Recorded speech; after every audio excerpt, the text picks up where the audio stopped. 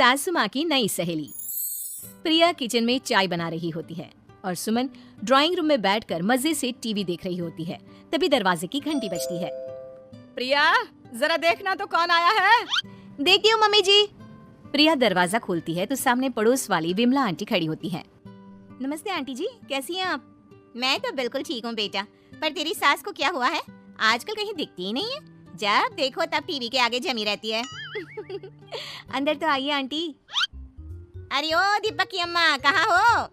अरे विमला, आओ आओ, क्या बात है, बड़े दिन बाद याद आई तुम्हें मेरी। मैं तो हमेशा ही तुम्हें याद करती हूँ, पर तुम ही गायब रहती हो और आजकल तो बाहर भी नहीं आती जाती। तबीयत तो ठीक है ना तुम्हारी? अरे तबीयत को क्या होना है, इस उम्र में तो कुछ ना कुछ लगा ही रहता है।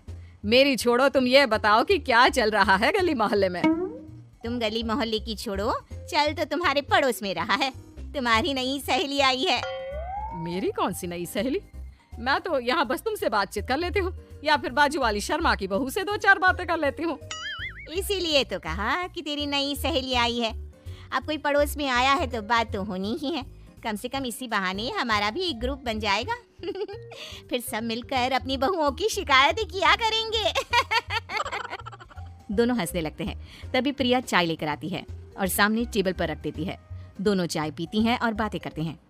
चलो मैं चलती हूँ, अब कल मिलते हैं। राम राम। अगले दिन प्रिया किचन में कुछ काम कर रही होती है और सुमन आराम से सोफे पर बैठकर मटर छिल रही होती है। तभी डोरबेल बजती है। प्रिया दरवाजा खोलती है तो सामने उनकी नई पड़ोसन खड़ी होती है। जी, आप कौन? मैंने पहचाना नहीं। नमस्ते बेटा, मैं शारदा, आपके बगल वाले घर में अभी 2-4 दिन पहले ही शिफ्ट हुए हैं। ओह अच्छा अच्छा अच्छा, नमस्ते आंटी, अंदर आइए ना आप। देखिए तो मम्मी जी, आज कौन आया है। इतना कहकर प्रिया किचन में चाय बनाने चली जाती है। नई पड़ोसन को घर पे देखकर सुमन थोड़ा हैरान हो जाती है। नमस्ते बहन जी, मैं शारदा, आपकी नई पड़ोसन। अच्छा अच्छा, आप हैं हमारी नई पड़ोसन। आइए आइए, और बताइए कैसी हैं आप? जी बिल्कुल ठीक हूँ। वो दरअसल घर पर छोटी सी पूजा रखवाई थी, बस उसी का प्रसाद देने चली आई। सोचा इसी बहाने नए पड़ोसियों से भी मुलाकात हो जाएगी। ये तो बहुत अच्छा सोचा आपने। सुमन प्रिया को आवाज लगाती है। अरे ओ बहू, जरा चाय पानी का तो आके पूछ लो। ये आजकल की बहुएं भी ना, जब तक बोलो नहीं तब तक कुछ नहीं करेंगी। आई मम्मी जी। प्रिया चाय लेकर आती है। दोनों बैठकर चाय पीती हैं और खूब सारी बातें करती हैं। अच्छा बहन जी, अब मैं चलती हूँ, फिर मिलते हैं। अब तो आना जाना लगा ही रहेगा। शारदा के जाने के बाद प्रिया किचन से बाहर आती है। क्या बात है मम्मी जी, आप दोनों को देखकर तो लगा ही नहीं कि पहली बार मिल रही हो। आप दोनों तो बिल्कुल बिछड़ी हुई सहेलियों की तरह बातें कर रही थी। अरे जब 2 औरतें मिल जाती है ना, तो बातें अपने आप ही निकल आती है। अब तू अपने काम पर ध्यान दे, बातों पे नहीं। ऐसे ही कुछ दिन बीत जाते हैं। अब सुमन और शारदा अच्छी सहेलियां बन गई होती हैं। दोनों एक साथ मंदिर जाती, मार्केट जाती और कभी कभी तो विमला भी इनके साथ मिलकर खूब हंसी ठिठोली करती।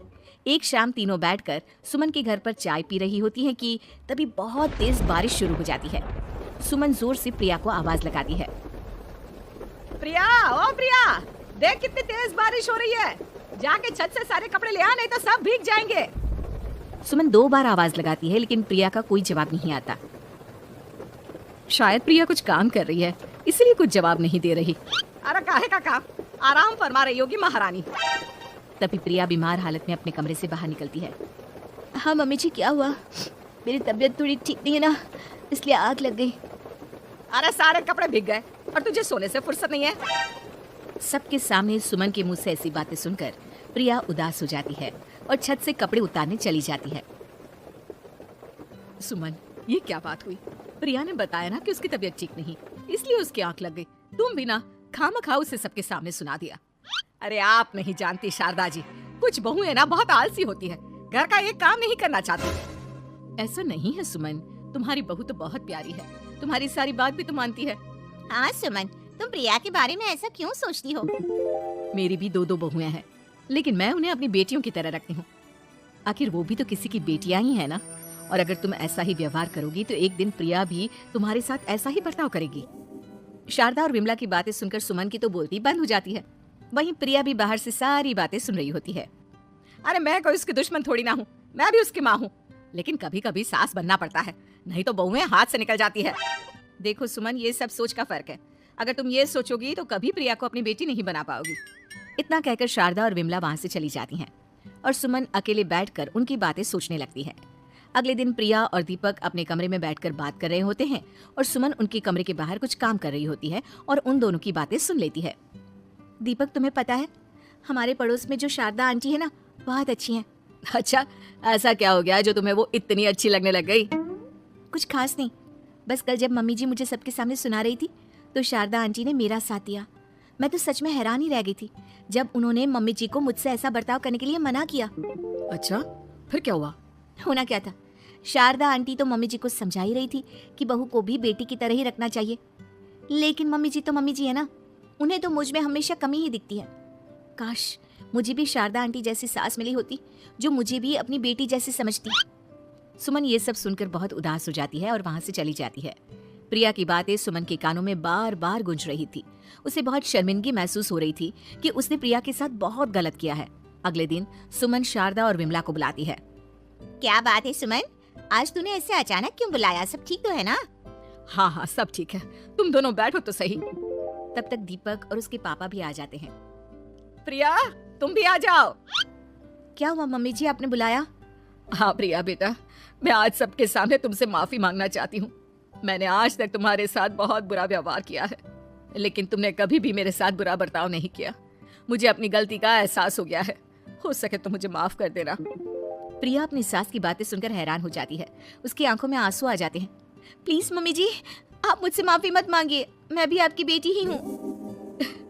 वैसे एक थैंक यू तो मेरी नई सहेली को भी बनता है, जिसकी वजह से मुझे मेरी गलती का एहसास हुआ। शारदा बहन, आपका बहुत बहुत शुक्रिया जो आपने मेरी आंखें खोल दी। अरे क्या सुमन, तुम भी ना। तो फिर इसी बात पर चाय और पकौड़े हो जाए। हाँ हाँ, क्यों नहीं।